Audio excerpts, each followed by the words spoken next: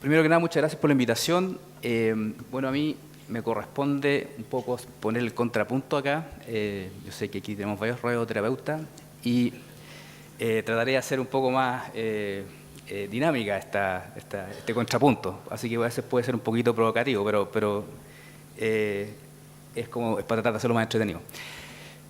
Cuando comenzamos a hablar de prostatectomía radical o cirugía versus radioterapia, lo primero que todos vamos a estar de acuerdo es que no hay un consenso sobre cuál es el mejor tratamiento. Cuando tratamos de buscar estudios randomizados, nos encontramos que muchos de esos no pueden responder bien la pregunta porque tienen defectos. Dentro de eso hay algunos que tienen poco reclutamiento, otros que uno siempre está el típico cuestionamiento que es que la técnica que se está ocupando de radioterapia es diferente a la que actualmente usamos. Y cuando uno ve los estudios retrospectivos, al analizar la residual bioquímica de los tratamientos es similar, pero comenzamos con los problemas que todos sabemos, que la definición de recurrencia una es para el radioterapeuta, otra es para el cirujano, y aunque estamos de acuerdo que con eso lo estamos midiendo, no son tan lo mismo. Y lo otro es que la recurrencia bioquímica tampoco es un buen marcador, como mostraron también en delante, para predecir metástasis o muerte, ¿ya? ¿Qué dice la guía clínica? La guía clínica no dice mucho, tratando de responder esta pregunta, así que es mejor uno o el otro. Se encuentra con cosas que yo estoy completamente de acuerdo, ¿ya? Que el manejo terapéutico del cáncer de próstata colorectalizado es cada vez más complejo porque hay muchas alternativas.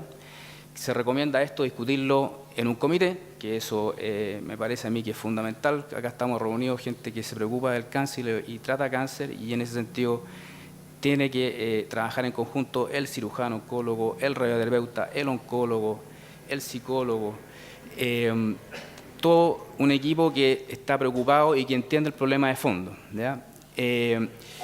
Tratando de ejemplificar más el problema, hay una revisión sistemática tratando de responder esa pregunta del año 2008 de Bild, y que finalmente dice que es difícil comparar estas dos técnicas porque hay mucha limitante en la evidencia.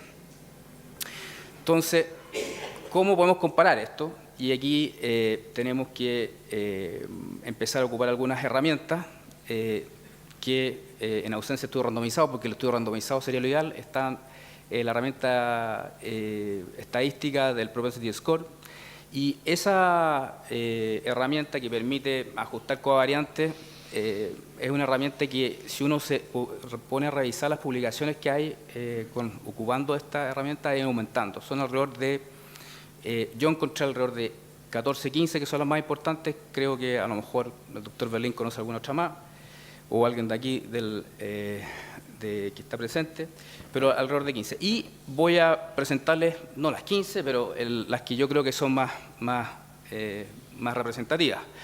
Todos estos trabajos obviamente tienen sesgo, ¿ah? Algún sesgo tienen, pero es lo que podemos tratar de ocupar para poder justificar un tratamiento o compararlo, ¿ya?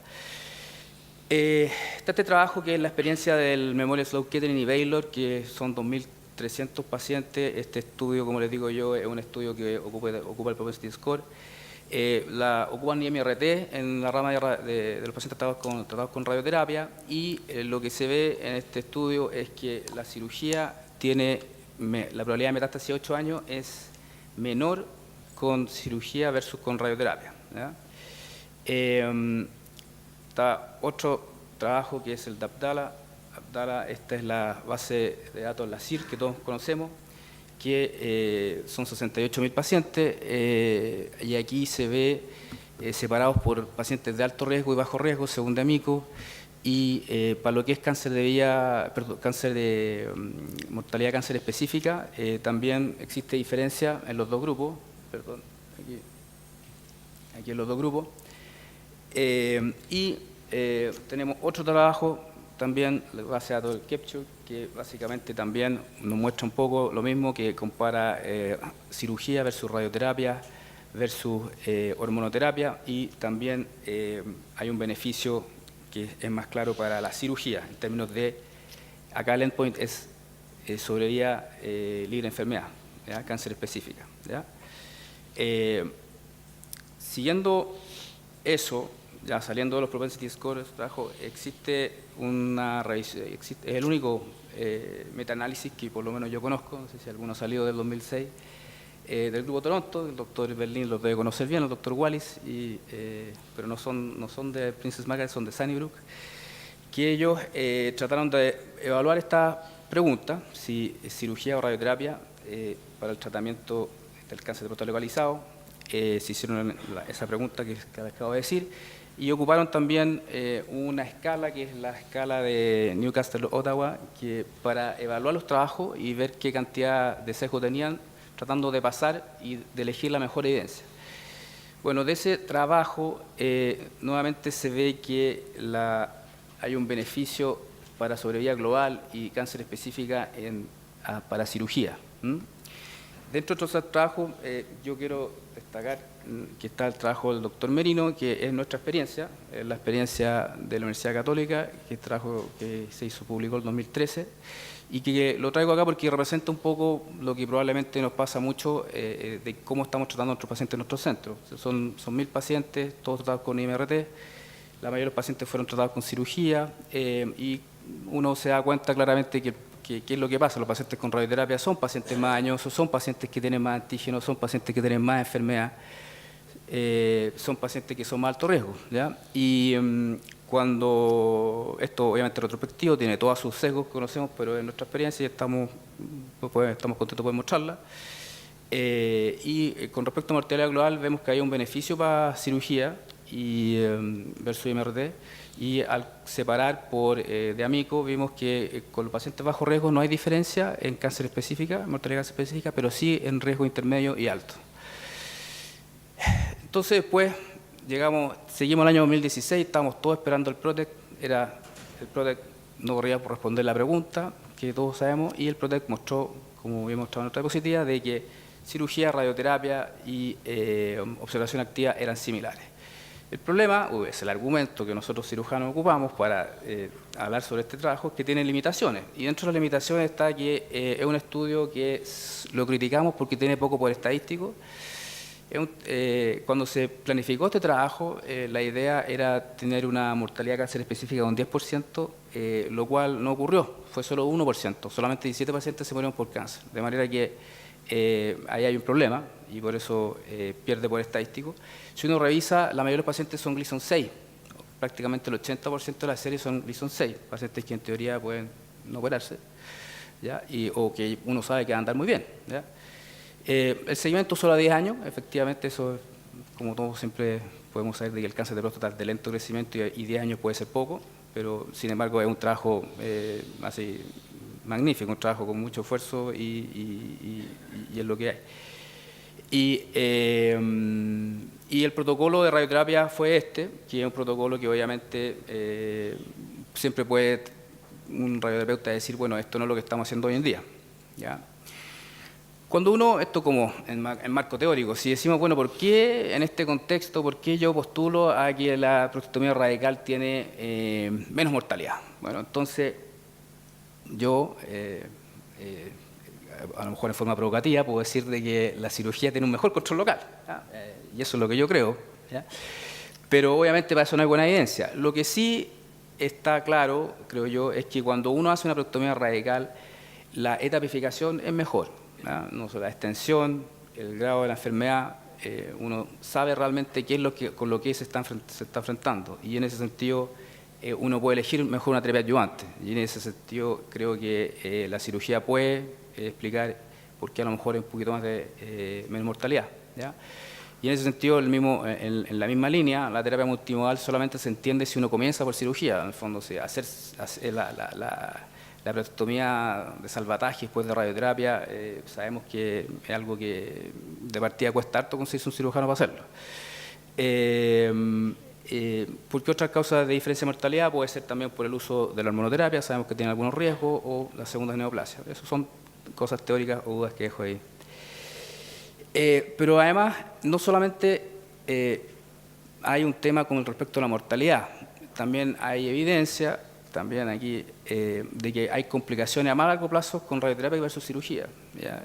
Nuevamente aquí el doctor Berlin, sus amigos de Toronto, el doctor Nam, tiene una publicación en Lancet del 2014 en que aquí no estamos hablando de disfunción eréctil o de incontinencia, estamos hablando de complicaciones. Y si se fijan en esta diapositiva, esta es la información que tiene el cáncer quirinoterio, que es un sistema de recopilación de datos muy creíble, 32.000 pacientes del 2002 2009, y se ve que los pacientes que son sometidos a radioterapia tienen más índice de hospitalización, más necesidad de procedimiento urológico mínimamente invasivo, más procedimientos rectales o anales o más necesidad de procedimientos de cirugía abierta, ¿ya? Por estas complicaciones. Y tengo que hablar un poco de calidad de vida con respecto a la cirugía y la radioterapia. Tenemos el trabajo de Sanda, del 2008. El trabajo de Sanda comparó prostatectomía, un trabajo retrospectivo en que se hacían una encuesta a las parejas y a los pacientes sometidos a prostatectomía radical, a radioterapia, con o sin hormonoterapia, la prostatectomía radical también con o sin preservación de nervios y a braquiterapia. Y en general, bueno, se ve que uno de los problemas que tenía fue un seguimiento breve, solamente 2 años, y la incontinencia urinaria es peor, ¿sí? En la cirugía de los primeros 2 meses, pero después se va recuperando, y si uno mira, es la línea de abajo, la cirugía versus la radioterapia no es es mejor, pero no es una cosa, como quien diría, tan severa. Lo mismo ocurre con la disfunción eréctil, ¿ya? ¿Cómo era esto? Solamente 2 años, el doctor Punen, también él formado en Toronto, es otro que ahora está en Estados Unidos, está en UCLA. Él buscó la base de datos Capture y hizo esta misma pregunta con respecto a la función urinaria, física, digestiva, sexual, pero con más seguimiento, 10 años. Y lo que se ve es que efectivamente al principio, los primeros 2 años hay más deterioro de la función sexual y urinaria en los pacientes sometidos a prostatectomía, pero estas diferencias se van disipando después de 5 años, ¿ya? Cuando el PROTECT también tiene con la misma información, también fue evaluar la función urinaria, la función sexual y la función digestiva, y en este trabajo el PROTECT sí, efectivamente, la cirugía salió peor evaluada desde esos puntos de vista versus la radioterapia y la observación activa. Ahora, con respecto a función digestiva, la radioterapia salió también en ese momento salió también que tiene más efectos colaterales. 2 palabras nomás con respecto a si es que la prostatectomía puede ser robótica o abierta. Son las 2 alternativas que tenemos como cirujano. Me encantaría, nosotros no tenemos robot, así que, pero me encantaría tenerlo, pero en el fondo uno igual tiene que evaluar, y dentro de los motivos, a nosotros nos ha costado harto poder convencer a nuestras autoridades, porque no hay claramente un beneficio en términos de oncológico, difusión eréctil y difusión urinaria. Probablemente los urólogos que están acá conocen este trabajo, el único trabajo prospectivo que hay, que australiano, que es seguimiento corto a 12 meses, en que se evalúan pacientes sometidos a prostatectomía radical robótica o abierta, y no hay diferencia en términos de función sexual y urinaria. Con respecto a seguimiento oncológico, las series son más pequeñas, y la serie retrospectiva hay algunas que muestran sí algún beneficio, otros no, pero el acuerdo, el consenso es que todavía los cirujanos robóticos en general no creo que se atrevan a decir de que es mucho mejor o mejor que la cirugía abierta. Como conclusiones, yo, bueno, visto esto, el cáncer de próstata localizado, no tenemos un consenso. Existe este dogma de que son equivalentes. Ahora, esta equivalencia creo que se cuestiona más cuando son pacientes de alto riesgo, Gleason 8, 9 o 10. Y cuando revisamos estas series que les mostré yo, series que ocupando el Propensity Score o el metaanálisis, habría un beneficio con respecto a la cirugía versus la radioterapia, que será verdad, ¿Será sesgo? No lo sabemos. Lamentablemente no tenemos estudios randomizados hoy en día que no tengan los defectos que ya conocemos y por lo tanto lo ideal sería crear un nuevo trabajo en que podamos poder concluir esta pregunta. Muchas gracias.